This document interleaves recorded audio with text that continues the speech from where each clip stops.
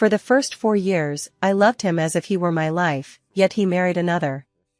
For the next 4 years, he loved me madly, though our path was strewn with deep wounds and misunderstandings. Later, he said that if declaring his love could win me back, he would say it 1,000 times, 10,000 times. The entire city is buzzing with news of Ethan's upcoming wedding. Meanwhile, Ethan gently placed his hand on my forehead, checking if I had a fever. This gesture brought tears to my eyes. I remember not long after we started dating, I had a fever in the middle of the night. He drove me to the hospital, but our car broke down halfway. In the dead of winter, he carried me on his back through 3 kilometers of snow to reach the hospital. It was after that incident that I became utterly devoted to him, seeking neither recognition nor any reward. 4 years have flown by, and now Ethan is marrying someone else.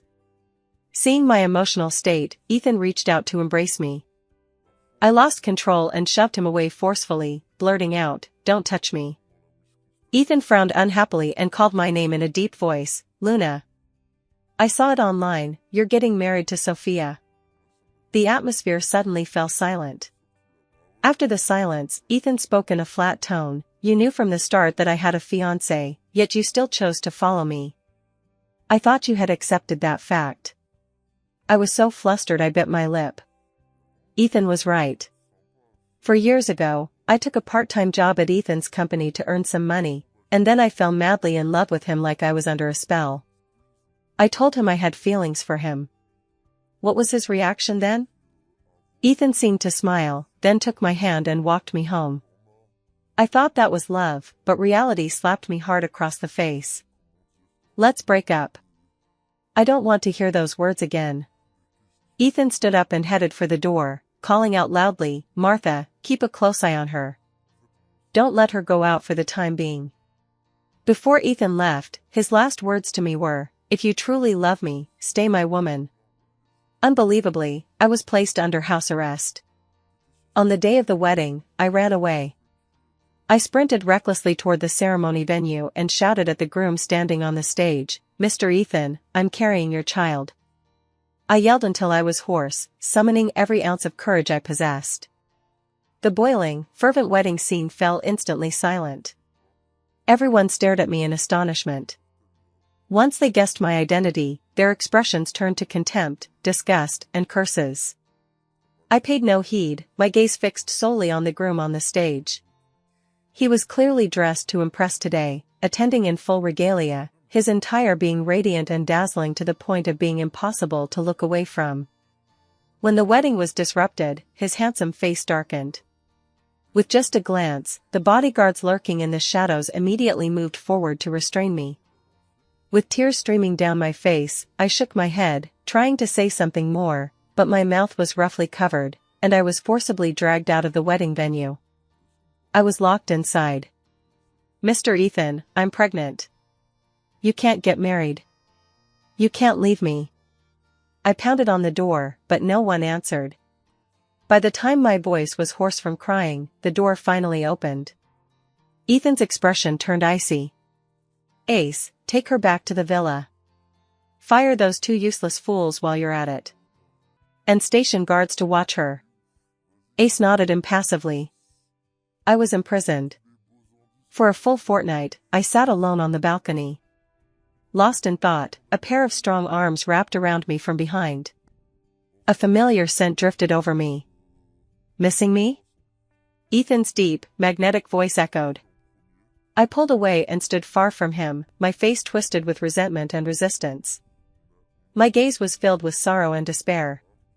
His eyes remained gentle as he watched me. After a long moment, he said, "You've lost a lot of weight. Martha told me you've been refusing to eat." I bit my lower lip hard and turned my face away from him. "I want to break up." Ethan fell silent, his eyes dark and menacing as he stared at me. "If I don't agree, you're not leaving." My face was streaked with tears, and the faint, metallic scent of blood filled the air. He instinctively looked down to see fresh blood flowing from my body. "Luna." He shuddered in shock and quickly scooped me up, rushing me downstairs. When I woke up, I was already in the hospital. The first thing I saw when I opened my eyes was Ethan's grim face. "Get up. I'm taking you to see reality." He picked me up horizontally and carried me out of the hospital. A luxury SUV slowly drove us toward the entrance of a high school. By the door stood a fruit stall, where a woman sat attentively calling out to customers. Suddenly, several urban management officers arrived, barking orders at her. The woman responded meekly, and with no other choice, she packed up her stall and prepared to leave. That woman was my mother. I looked out the car window, a wave of bitterness washing over me. "You're so high and mighty, for years with me, and you never took a penny, letting your own family suffer. Your twin brother and sister go to this very high school, right?" Ethan's tone dripped with malice. I glared at him warily. "What do you want?" Ethan spoke calmly. "You'll give birth to the child without worry and spend the rest of your life with me. You can refuse, but from that day onward, your family will live a life worse than death. Do you want to see that happen?" After returning to the hospital, I became unusually quiet. As the days passed, my belly gradually grew larger. While I was strolling through the garden, cradling my bulging belly, Sophia arrived. I recognized the figure approaching and felt a jolt of shock. Sophia walked slowly toward me, her gaze fixed on my swollen belly. "It's almost time, isn't it?" She reached out to touch my stomach, and I instinctively stepped back.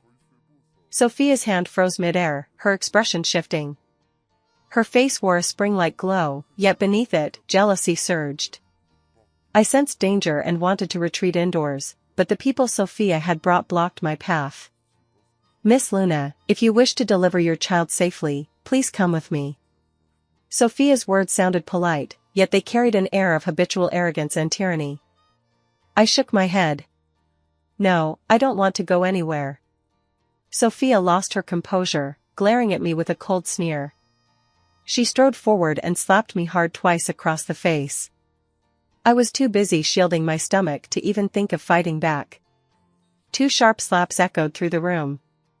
Sophia shot a look, and 2 burly bodyguards moved in to restrain me. "If you don't come with me today, you better believe I'll kick you right in the gut," she said, her red lips curled in a sneer. Her foot, clad in 4-inch heels, tapped impatiently. I was terrified. At first, I didn't want this child, but my instinctive maternal love made me want to protect him. "Aren't you afraid Ethan will come after you?" In my panic, Ethan was the only thing on my mind. Sophia sneered coldly, "He's my husband. He can barely keep up with doting on me, why would he pick a fight with me over a low-life mistress like you? Luna, your naivety is laughable."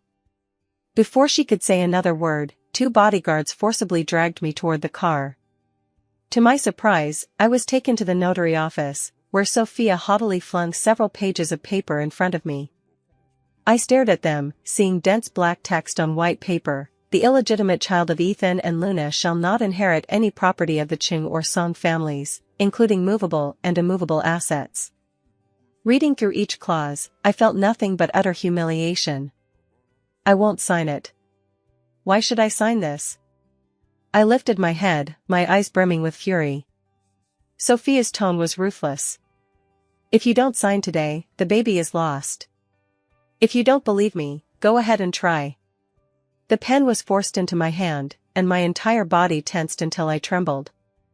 As I wrote my name, Ethan's face flashed through my mind. There was resentment and hatred, but more than that, there was sorrow and humiliation. If not for him, neither I nor my child would have suffered today's indignity. It was he who kept me by his side by any means necessary, subjecting me to endless abuse. "This is your own signature, legally binding. Remember this, your son will be nothing but a lapdog to my son." Sophia waved the document triumphantly, her delight palpable. The pain in my heart was unbearable. I started to walk out, only to unexpectedly meet a pair of deep, indifferent eyes. "Ethan, save our child." What happened? I snatched the unequal treaty from Sophia's hands and thrust it at Ethan. "She forced me to sign this thing. Our child, how can an unborn child be subjected to such unfair treatment?" Sophia glided gracefully over to Ethan and called out boldly, "Honey." She deliberately drew out the word in a high-pitched tone, sweetly adding, "I know this isn't fair to Luna, but I'm doing it for the sake of our future family harmony." I instinctively withdrew my hand. I was just a disgraceful mistress, and in the glare of public scrutiny, my guilt made me cowardly. Yet I still stared at Ethan hopefully, wishing he would stand up for us, for mother and child. But he casually told Sophia, "I don't blame you. Let's just do it this way." I stumbled back in disbelief, my heart aching with sorrow. "Ethan. Ruthless Ethan. I'm taking you home." Ethan seized my hand with brutal force. Unable to shake him off, I glared at him through the searing pain, my eyes brimming with hatred. His brows furrowed, his voice unexpectedly deepening. "Come with me. I don't know if it's stomach pain or something else, but I'm shivering all over." I reached to touch my belly, and tears rolled down my cheeks. My child is already grown, and I can't bear the thought of anything happening to him. Only if my child is safe can my family be safe. I have no choice but to obey. My water broke prematurely on the way to the hospital, and I was rushed straight into the operating room upon arrival. The doctor said the baby was showing signs of distress and that an emergency C-section was necessary.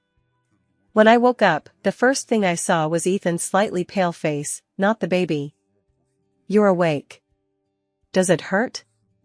Ethan asked the moment he saw me stir. I blinked, the searing pain from the incision only now registering. My lips trembled, but no sound came out. Seeing my silence, Ethan pressed, "Would you like to see the baby, child?"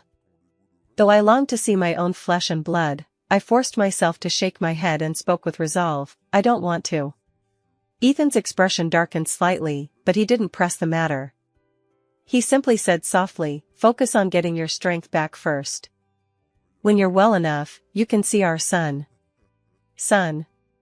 It was a son after all.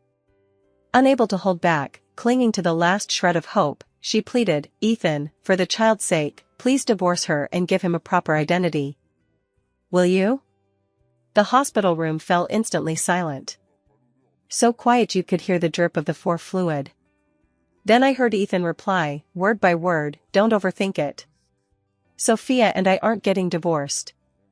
The last spark in my heart flickered out silently. A single tear slid down my cheek. From that moment on, my heart died.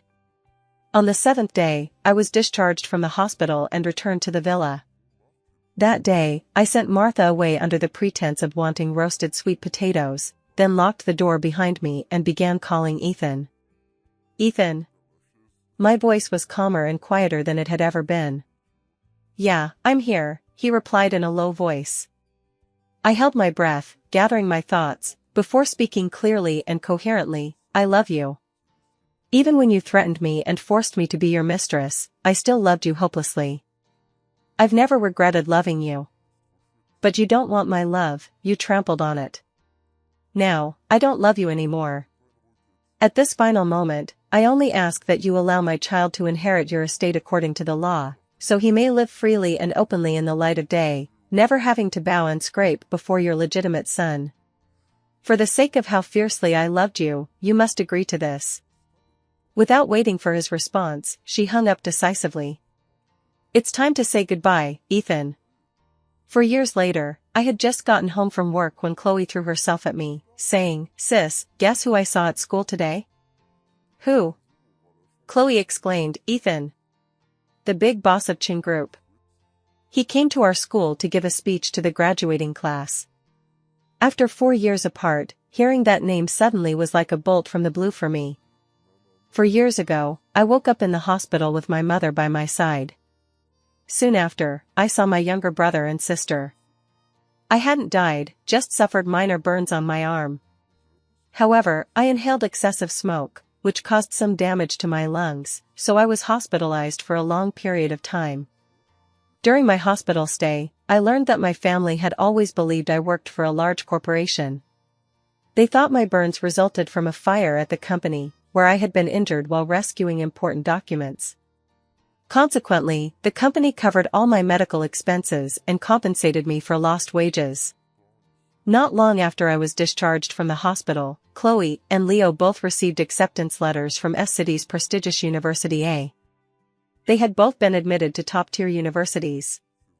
My heart had grown cold toward this city, so I suggested the whole family move to S-City.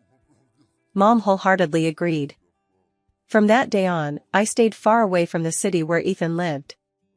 I thought I'd never hear his name again in my life, but here I was, hearing it once more. Standing there, my heart felt both warm and cold. Just as I was about to go back and try to talk some sense into Chloe, Leo returned with a basketball in his hand.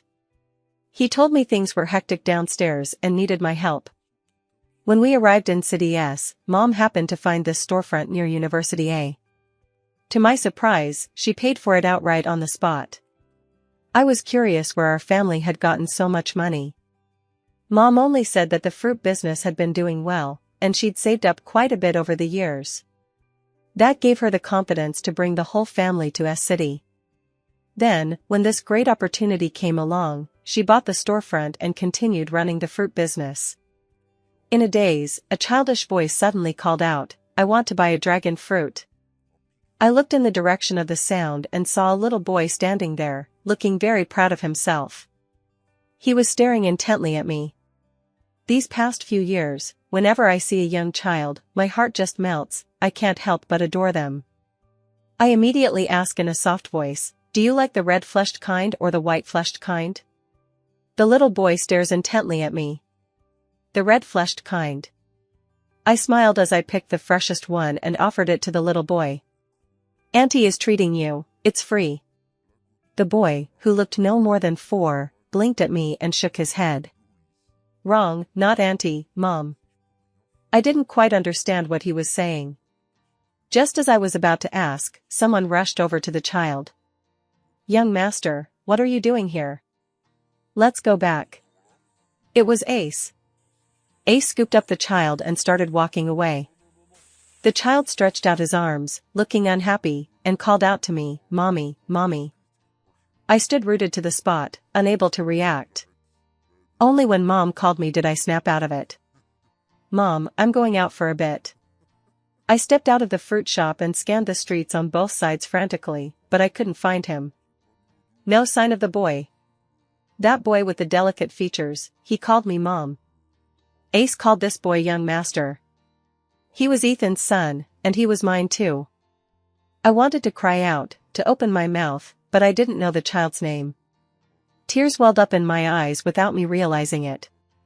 My own child, whom I'd longed for so deeply, I didn't even know his name. I was an irresponsible mother, a useless mother. Child. Standing on the bustling street, all that remained was the clamor of the crowd. Where were the children? "Mommy," just as I was overcome with disappointment, I heard that cry. Instinctively, I focused my gaze and bent down to embrace the boy. "What's your name?" I pressed. The little boy answered clearly, "My name is Jack." "My dad is Ethan." "You're my mom." My heart started pounding. Ethan not only came to S-City, but he also brought the child along. He told Jack that I was his mother, and Jack even recognized me. Why would he do that? Ethan instinctively glanced at the car Jack was riding in. The window slid down a crack, revealing Ethan's stern face. "Jack's mother, hello," he said politely, his tone cool and detached. I never imagined I'd see him again. I lifted my eyes and greeted him coolly, "Hello, Mr. Ethan." I held back the surging emotions, telling myself that Ethan and I had ended long ago, 4 years ago, with that fire. Long ago. It was over. Watching my son, whom I'd just met, prepare to leave again, my heart ached unbearably. I couldn't help but chase after him. "Mom, we're staying in the presidential suite at the Four Seasons. If you miss me, come find me." The car window rolled down, and Jack leaned out, shouting at me. Before the presidential suite, I nervously pressed the doorbell. The door opened, revealing Ethan. His stern face showed little emotion as he gave me a cold, sidelong glance. Raising an eyebrow, he asked, "What brings Miss Luna here?" I pursed my lips. "To see Jack." Ethan fell silent for 3 seconds. Jack is my son. What's his relationship with Miss Luna? I bit my lower lip, a wave of complex pain surging through me. Jack is my biological son. Does Miss Luna have proof? The man's voice was cool and detached, almost careless. Mr. Ethan. I blurted out, throwing caution to the wind, Jack really likes me. Could you give me custody of him? Ethan replied flatly, his tone devoid of emotion, what do you think? I took a deep breath. I think it's possible. Mr. Ethan has been married for over 4 years, he must have other children. If that's the case, why can't he give Jack back to me? No. Those 2 light words landed like a heavy blow in my ears. I froze, unable to believe what I was hearing. Ethan lifted his eyelids slightly. No. Jack is my son. No one is taking custody of him away from me. Now you can leave. My face tightened. Jack hadn't come out yet, how could I leave now? Seeing his growing impatience, I suppressed my emotions and called softly toward the bedroom, Jack, I'll come see you next time. Under Ethan's insistent gaze, I had no choice but to leave first. Returning home from the hotel, I spotted a crowd gathered in front of my house from afar, and an inexplicable sense of foreboding washed over me. Rushing into the fruit shop, I found my mother lying in a pool of blood. Mom, what happened? Before long, the ambulance arrived. With trembling hands, I helped the paramedics carry Mom into the ambulance. Just as I was about to follow her inside, I caught sight of a familiar figure out of the corner of my eye. It was Sophia. How did she end up here? Vaguely sensing something, she rushed over without a second thought to demand, Sophia, what are you doing here? Sophia spoke softly, just here for the show. Look at you, your fruit shop's business is booming. You hurt my mom, didn't you? On Sophia's face, I saw smug satisfaction and delight, and my heart sank to the lowest depths. The nurse over there urged me to come along, but I didn't have time to ask for confirmation. I hurried toward the ambulance. Just as I got in, the police arrived. I saw them get out and immediately walk toward a young man, placing handcuffs on him. At the hospital, the nurse informed me that a kidney transplant was necessary. The patient suffered 2 stab wounds, multiple organ injuries, and complete rupture of both kidneys. Without a donor kidney, he'll have to survive on dialysis. In that instant, my entire body went cold. Ethan came in fast, and before he could utter a word, he got a hard slap across the face. I hit him. He stared at me in utter disbelief. My face was drained of color, my eyes blazing as I glared at him. Ethan, you ruined my mom. The police just called me. The man who hurt my mom went to the store to buy fruit. My mom didn't shortchange him, but he falsely accused her and took the opportunity to stab her. He was acting on Sophia's orders, right? Sophia couldn't have appeared at my house out of nowhere, especially not right after my mother was murdered. This was clearly premeditated. Sophia orchestrated the entire thing. I stared coldly at Ethan. Faced with my outburst and accusations, Ethan remained silent. The silence around us was deafening. His silence only confirmed my suspicions. My eyes darkened little by little. Ethan, you are the root of all my sins. If I hadn't loved you, my mother wouldn't have been dragged into this and hurt today. I thought we'd never see each other again for the rest of our lives. Why did you have to come back to us city? I turned my gaze and fixed my eyes on the operating room door. Sis, who is he? What's he doing here? My heart tightened as I clutched Leo's hand, unsure how to explain. Just then, Ethan spoke up, his tone matter of fact. Your sister used to work for our company. I happened to run into her during my inspection of the branch office. Hearing about your mother's accident, I came specifically to check on you. Leo glanced at him and said no more. After a full 5 hours, Mom was finally wheeled out of the operating room. Seeing her body covered in tubes, I covered my mouth in heartbreak. Just as the nurse had said, her injuries were severe. To live longer, she would need a kidney donor for a transplant, and the medical expenses would naturally be enormous. My face went pale in waves as I dug my fingernails into my palms. The pain reminded me I needed to find money, a lot of money. I'll cover the medical expenses. You don't need to worry about that, Ethan's words suddenly exploded in my ears. What's the catch? Ethan stared intently at me. There's no catch. I laughed sarcastically, disbelief evident. How could that be? My attitude displeased Ethan.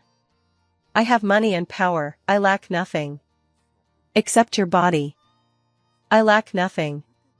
My body stiffened, and I whispered as softly as I could, I agree. Good. This is a win-win situation for everyone. Later, I went to the police station. The criminal insisted he'd acted on impulse and that no one else was involved. Clearly, Sophia had paid him off. Returning empty-handed, I stared at the dark sky, filled with frustration. I headed straight back to the hotel. The moment I stepped into the hotel lobby, I saw Sophia. Thinking of my mother fighting for her life in the hospital room, my rationality vanished instantly. I glared fiercely at Sophia and demanded harshly, "You hired someone to hurt my mother, didn't you? Sophia, you're a criminal." Sophia shook her head with a smile. Got any proof? Without evidence, I'll sue you. As she spoke, she raised her foot to stomp on my calf with her high heel. Just as she was about to strike, she was shoved away and fell to the ground, looking even more disheveled than I did. Take the lady away. It was Ethan. A large, knobby hand reached out before me. I pressed my lips together, ignoring it as I struggled to my feet through the pain, deliberately avoiding Ethan's gaze. I'll take you back to the hospital. I stood blankly by the roadside, my face etched with sorrow. No need. Just keep your own wife in check. Ethan reached out his long arm and scooped me up horizontally, settling me calmly into the passenger seat. With you gone, will your wife pick on Jack? I asked uneasily. Ethan glanced at me over his shoulder and replied casually, Don't worry. With Ace around, no one can bully Jack. I breathed a sigh of relief. Turning my head, I stared blankly out the window, my mind in turmoil and a wave of discomfort washing over my chest. The atmosphere in the car felt inexplicably stifling. I closed my eyes briefly. Ethan, how did we end up here? Hurting others and ourselves, is it worth it? Ethan spoke up, I don't know what's worth it or not. All I know is that you're mine. I closed my eyes and said weakly, but I don't love you anymore. It's okay. As long as you're by my side. 2 days later, Mom woke up, her vital signs now stable. Outside the hospital room, Chloe wrung her fingers as she told me, I just told Mom about selling the house. She agreed. Ethan had covered the medical bills, so naturally, our situation couldn't stay hidden from him. Not wanting to owe him, selling the house was our only option. I later went to a real estate agency and rented an older 3-bedroom apartment. After that, I listed the place for sale. The agent was thrilled to get this listing, saying, Your place could go for over $1.6 million. I was stunned. How could that be? We only paid 400,000 yuan for it back then, how could it have appreciated so much in just 4 years? Just then, another employee walked over, glanced at our listing details, and gasped in surprise. I remember this house. 4 years ago, the previous owner listed it for 900,000 yuan. A middle-aged woman wanted to buy it, and then some wealthy person inexplicably advanced her 500,000 yuan up front, instructing her not to tell the other party. I couldn't help but ask, what did the person who advanced the money look like?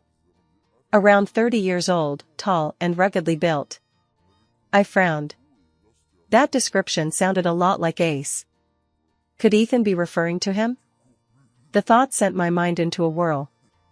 That evening, I sat alone in the hallway. In the stillness, I heard steady footsteps. I looked up, it was Ethan. His expression carried an inexplicable hint of anger. I frowned, unsure how I'd upset him. I heard you're selling that storefront? So that's what it was about. His sources are really reliable. I stared intently at Ethan. Yes, I'll use the money to treat my mother's illness. The remainder will cover the medical expenses you paid and the 500,000 yuan you advanced 4 years ago. Once it's settled, we'll be even. Cut ties? How could that be possible? You're mine, forever. Don't even think about escaping me this lifetime. I frowned in disgust. Ethan, we're both adults. Can't you be reasonable? I am being reasonable. I refuse to cut ties. I refuse to let you walk away from me. That's the height of my reason. I forcefully shook off Ethan's hand, glaring at him with fury in my eyes. We ended things after that fire. Why are you still meddling in S-City? If I hadn't gone to sell the house, I wouldn't even know about all this. I genuinely thought I'd gotten lucky buying a good property. I bit my lip and stared intently at Ethan. You're completely unreasonable. We ended things 4 years ago. Starting over now is even less likely, because your presence has already hurt my mother. I won't risk hurting my family again. I spoke with unwavering seriousness, my resolve as firm as it had been 4 years prior. Ethan fell silent for a few seconds. At the end of the day, you're afraid Sophia will hurt your family. What if I divorce Sophia? I thought I was hearing things. What was Ethan saying? He was going to divorce Sophia? Was this real? Did I hear that right? I asked incredulously. Ethan took my hand. You heard correctly. It's true. Feeling the tight grip of Ethan's hold, I quickly pulled my hand away and said, almost sadly, it's too late. Even if you get divorced, I won't be with you. No, you can't. You're mine, forever. I won't let you refuse me. I won't. His hands cupped my face, leaving me nowhere to turn. In the pause, I muttered angrily, Ethan, this is just like you, always so selfish and domineering, thinking the whole world has to revolve around you. I shoved him away ruthlessly, flung open the door, and ran out. 4 days on end, I avoided Ethan. The storefront had found a buyer, and we'd already moved into our rented apartment. Chloe and Leo had both finished their thesis defenses and started their new jobs. Mom's health was improving day by day, and there was finally some progress on finding a kidney donor. Everything was going well, except for me. That evening, Chloe was perched at the window as usual, peering down below. Sis, your husband is waiting for you down there again. The wind was howling outside, and rain was clearly on its way. I sat on the couch watching TV, my mind elsewhere. Before long, the sound of heavy rain pelting against the window filled the room. Chloe gasped, Sis, Jack's here too. He's standing out in the downpour with your husband. They'll catch a cold if they stay out there. I couldn't sit still any longer. I immediately walked to the window and looked down, only to see Jack actually standing there with Ethan in the rain. They're crazy, all of them. I was furious. Grabbing the umbrella, I rushed outside. Ethan, are you out of your mind? Standing in the rain with a child. I opened the umbrella to shield them. Ethan stood steady with Jack in his arms. So, what do you think? I feigned ignorance. Think about what?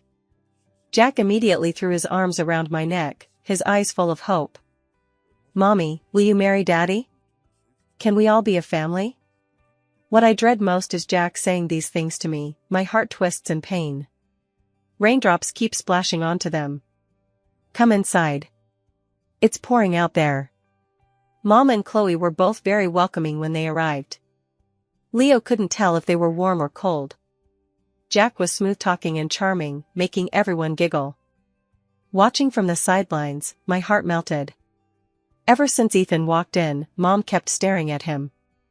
After a long moment, she slapped her thigh and exclaimed, I thought only Ace came to my fruit stand to support my business.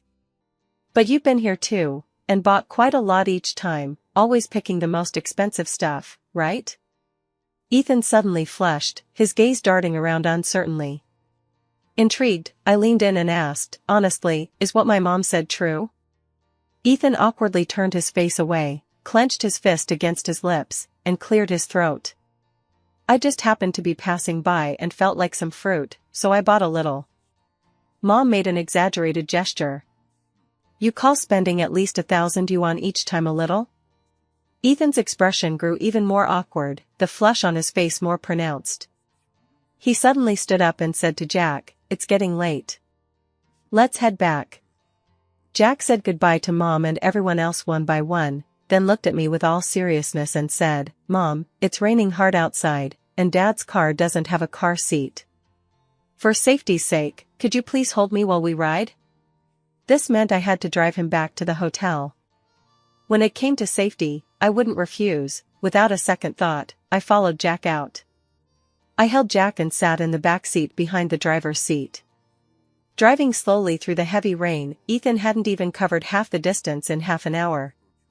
I was getting restless. "Can you drive a little faster?" "Sure." He did pick up the pace, but only a little. "Mom, I heard Dad say he loves you." Out of the blue, Jack suddenly spoke up. My heart started pounding wildly, and I blurted out, "When?" Jack grinned smugly. "In my dreams. I kept calling your name, saying I love you, I love you." How cheesy. I snapped back to reality. So it was just a dream, it doesn't count.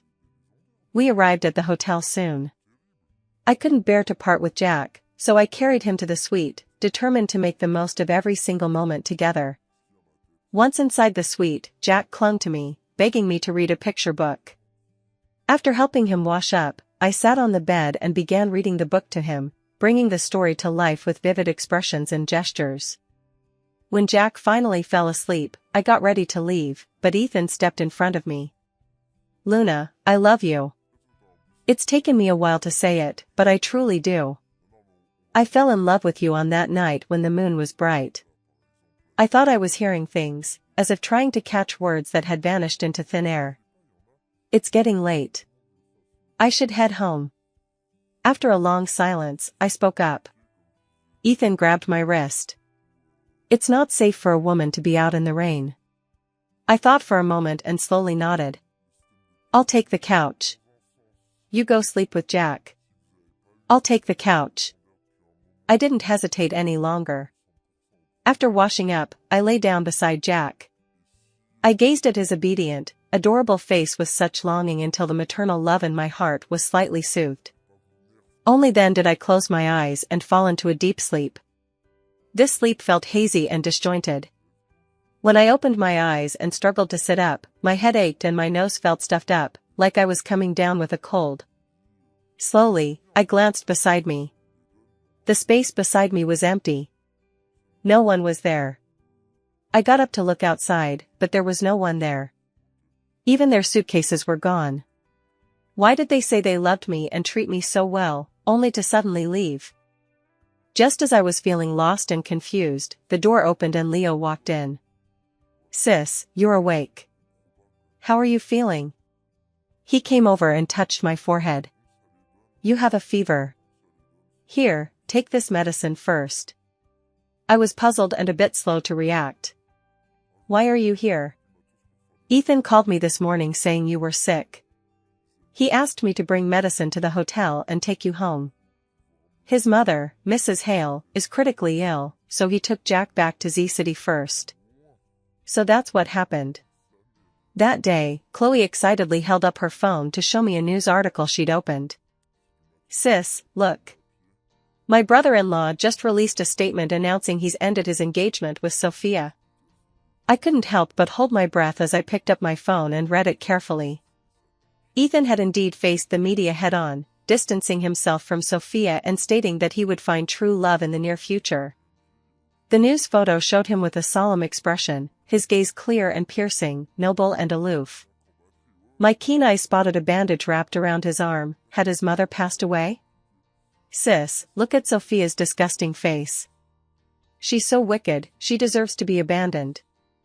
I didn't catch a single word Chloe said, my eyes fixed solely on Ethan's restrained, handsome face. Some sealed part of my heart felt torn open by an invisible hand, blood gushing out, screaming to find him, to see him, to hold him. "Hey, sis, why are you up?" Chloe stared at me in surprise as I busily gathered the laundry. Head down, my movements swift and precise, I replied, I want to see him. Back in Z City. I went to the villa that had burned down before. I expected to see nothing but rubble, but the scene before me was exactly the same as 4 years ago, even the flowers planted in the garden were identical to those from 4 years prior. I couldn't help but walk over and stare at the door. The same lock. I tried entering the code, my birthday, unchanged. Pushing the door open, everything inside remained exactly as I remembered. My gaze drifted around the room, and a sharp ache in my chest made tears spill uncontrollably. Miss Luna. Martha came downstairs, her footsteps echoing as she approached me. She stared at me intently for a long moment, murmuring Babuda before saying, Miss Luna, I'm so glad to see you're safe. I choked back tears. Martha, it's been so long. After a moment's pause, I couldn't help but ask, this place burned down, didn't it? How come it's? I knew deep down that Ethan must have rebuilt it, but I still had to ask.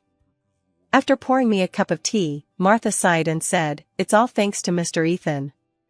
When he returned from the hospital and saw this place turned into a ruin, he looked so sad. Later, he rebuilt it, making sure to restore it exactly as it was when you were here, not a single thing changed. I was taken aback. He's back from the hospital? Martha shook her head in surprise. You didn't know? I shook my head in confusion. Martha suddenly grew agitated, gesturing in front of me. The fire was raging fiercely, engulfing both floors.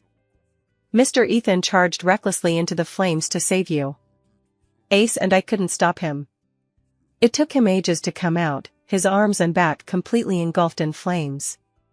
It was terrifying to watch.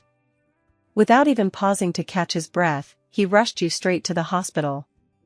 He suffered extensive burns across his back, requiring over a month of hospitalization followed by skin graft surgery. It took nearly 2 years for his body to fully recover. During his treatment, he insisted on personally caring for Jack, which slowed the healing of his own injuries. On several occasions, skin infections even caused fevers. In short, Ethan endured considerable hardship over these years. I knew nothing about these things. After hearing them, I was completely stunned. I recalled the dream I'd had, Ethan engulfed in flames, while I lay safe and sound wrapped in a wet blanket. So that dream had its roots in real events, which is why it felt so vivid and heart-wrenching. Miss Luna, why did you leave right after being discharged? Mr. Ethan risked his own life to save you. What misunderstanding could possibly remain between you? During that time, he was hospitalized alone with a child in tow. Even as an outsider, I felt heartbroken watching him. Thankfully, he managed to pull through. I listened, my heart aching bitterly.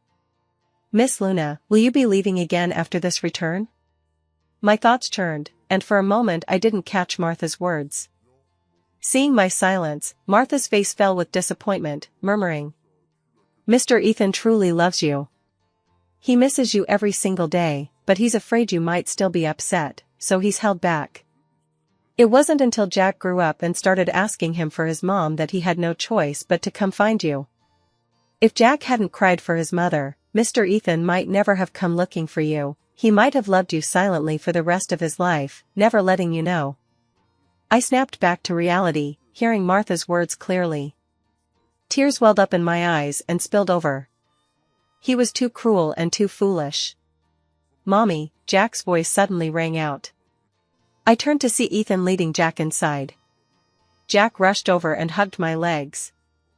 I bent down to pick him up, planted a firm kiss on his cheek, and said, Mommy missed you so much. Jack misses his mom too.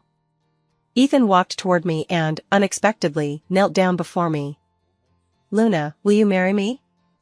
A ring was held out before me. Instead of taking it, I reached out to undo his clothes. He began to resist, as if sensing what I intended to do. Don't move. I snapped. He froze. I pulled him down onto the sofa, his white shirt coming off, and the scars on his body were inevitably laid bare before my eyes. He shrank back in resistance. My eyes locked onto the mottled, ugly back, and tears poured uncontrollably. My fingers traced every inch of skin, from the nape of his neck to his waist, where once smooth flesh bore scorched marks. And these were the marks of love. I lowered my head and kissed his back in a steady rain of kisses, reaching out to take the ring and slip it onto my own finger. Ethan turned abruptly and pushed me away. "Luna, did you accept me because you still love me, or out of pity?" "If it's the latter, I'd rather you hadn't accepted me at all." I shook my head tearfully, my mouth moving for a long moment without words.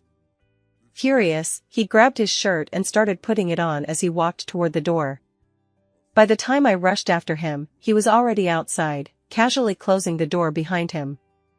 My hands trembled with panic. By the time I managed to open the door and step out, Ethan was gone. I ran a few steps after the car, but it vanished before my eyes in an instant. For the first time, I sensed Ethan's lack of confidence. My heart ached involuntarily. "Mom, why did Dad leave?" Jack walked over. "Your dad's an impatient man, he left before I could finish speaking." I sighed helplessly, realizing Ethan was clearly troubled by the unsightly scar on his body. "Then shall we call Dad?" Jack looked at the ring on my hand, his eyes lighting up. "No, let's go see him in person. We'll show him how much we care about him, okay?" Jack nodded like a bobblehead. I smiled as I took his little hand. "Does Jack know where Daddy goes when he's feeling down?" Jack tilted his head, thought for a moment, then nodded. "I know." When Jack brought me to the cemetery, I was startled, but Jack explained with conviction, after Grandma passed away, Dad would come here to visit her when he was feeling down. To my surprise, Ethan was actually there. He stood rigidly before the gravesite, head bowed as if speaking to someone. As I approached, I caught only a fragment. "Mother, I'm sorry. I couldn't even win over your daughter-in-law." I couldn't suppress a cough. Ethan immediately turned his head. "What brings you here?" Jack blurted out first, "I came to find you."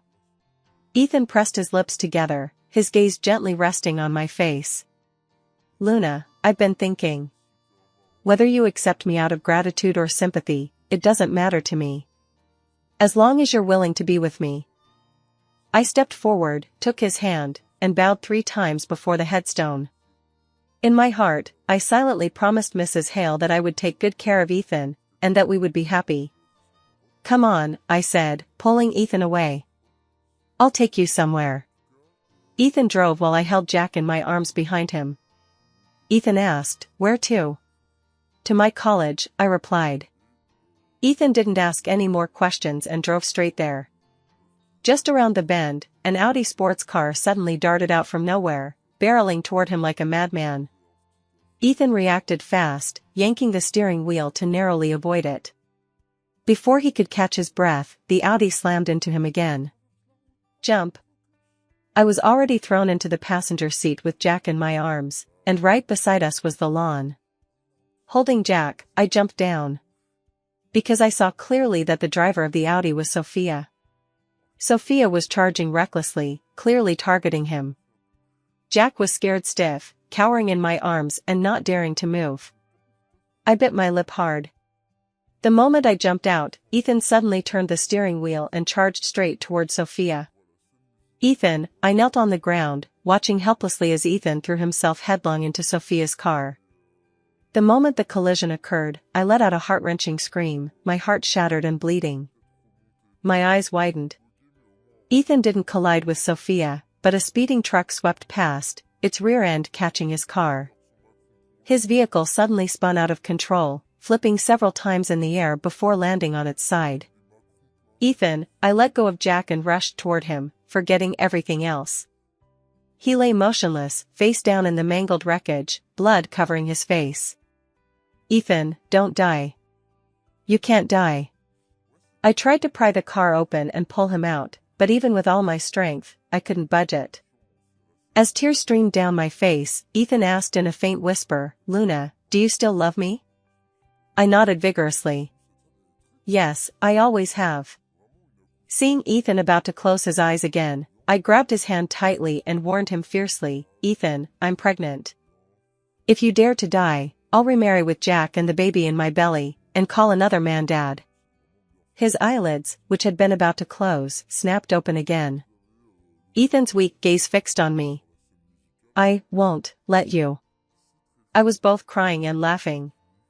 "Then you can't sleep. You have to watch me.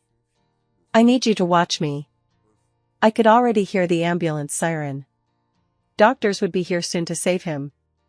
"Ace, Sophia has been detained. With the evidence from her previous hiring of someone to commit a crime and this attempted murder, she will face legal consequences." Ace's voice rose sharply, his tone brimming with indignation. "I'm naturally glad Sophia got what she deserved, but Ethan lies in the emergency room, his life hanging in the balance. As time drags on, every minute and every second of waiting becomes agonizingly excruciating." 5 hours later, Ethan woke up. Though his breathing was still labored, he insisted on removing the oxygen mask to speak. His words came out in fits and starts. You said you're pregnant. How many months along?" I froze. In that moment, I'd just made up a lie to keep Ethan going. I wasn't actually pregnant. Who knew he'd wake up from surgery and ask about it with such longing eyes? Ethan looked weak, but he still waited for my answer. I blinked and could only say, "About 2 months." Ethan's expression suddenly darkened for some reason. Without another word, he fell unconscious. I was terrified. Ace, standing nearby, looked grim as he reminded me, "It hasn't even been 2 months since Mr. Ethan reunited with Miss Luna in S City." My jaw dropped. Had he fainted from anger? I was worried something might go wrong and felt uneasy. I'd better call the doctor to take a look. I rushed to fetch the doctor, who examined the patient and marveled, "The patient has an incredibly strong will to live. All vital signs are excellent, no life-threatening issues. Rest assured." I breathed a sigh of relief. Another 5 hours passed before Ethan fully woke up. The first thing he did was instruct Ace to take me for tests. I was dozing off while holding Jack, and when I heard him, I mumbled, "What tests? What's wrong? Are you feeling unwell?" Ace stood by, somewhat speechless. "Mr. Ethan, Miss Luna was trying to get you to keep lying to you back then. Miss Luna isn't pregnant." Ethan's expression darkened further. He waved his hand, insisting Ace take me for a checkup. Before I was even fully awake, Ace dragged me off for a full-body examination. I wanted to snap at him, but I held back out of consideration for Ethan. He was still lying in bed, after all. Reluctantly, I placed Jack on the hospital bed and gave in.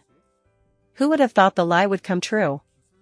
I really was pregnant, 1 month and 10 days along, just in time to see the embryo. The doctor said it was developing beautifully. After hearing the news, Ethan lay on the bed, glancing sideways at me with a smug grin. The following spring, I gave birth to a baby girl who was exceptionally beautiful, with eyes remarkably like Ethan's. Everyone cherished her like a precious pearl. We later held a wedding ceremony, which, just as Ethan had said, was grand and dazzling. Shortly after the wedding, our family moved back to City Z. My mother also found a compatible kidney donor, and her health gradually recovered. Sophia was sentenced to 22 years, and the Song family disowned her. By the time she was released, she was a penniless old woman. That afternoon, I dozed under the sunshade as my toddler daughter wobbled over to me. Her soft little hand tugged at my finger, and in her childish voice, she called out, "Mommy." Opening my eyes, I scooped her up into my arms. Looking up past the floor-to-ceiling window, I saw my husband playing chess with our eldest son. Their expressions were identical when they got serious. Ethan noticed my gaze and said something to Jack. They both set down their pieces and walked toward me. Sunlight bathed Ethan as he strode toward me with purposeful steps, radiant and gleaming. His face held a tender smile as he reached out and took my hand.